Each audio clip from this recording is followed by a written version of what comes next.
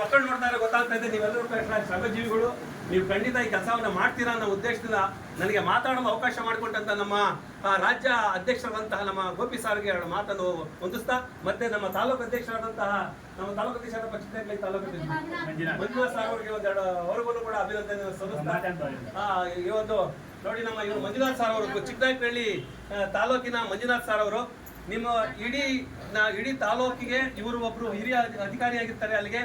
ಅದಕ್ಕೋಸ್ಕರ ಏನೇ ಒಂದು ನಿಮ್ಮ ಪ್ರಾಬ್ಲಮ್ಗಳಿರಲಿ, ನಿಮ್ದು ಏನೇ ತೊಂದರೆಗಳಿರಲಿ, ದಯವಿಟ್ಟು ಇವ್ರಿಗೆ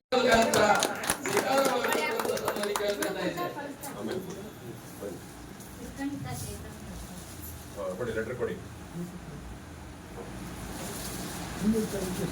ಇದೊಂದು ಸಣ್ಣ ಗಿಫ್ಟ್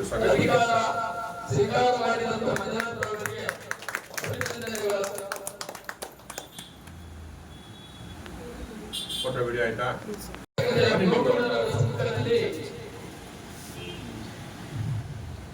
ಈಗ 6 ವರ್ಷದ ಸಾಲವಧಿಕೆ ಮಾಲಾರ್ಪಣೆ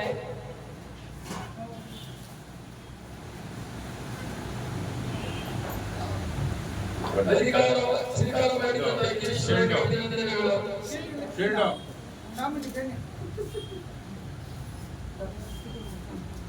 ಚಪ್ಪಾಳೆ ಮುಖಾಂತರ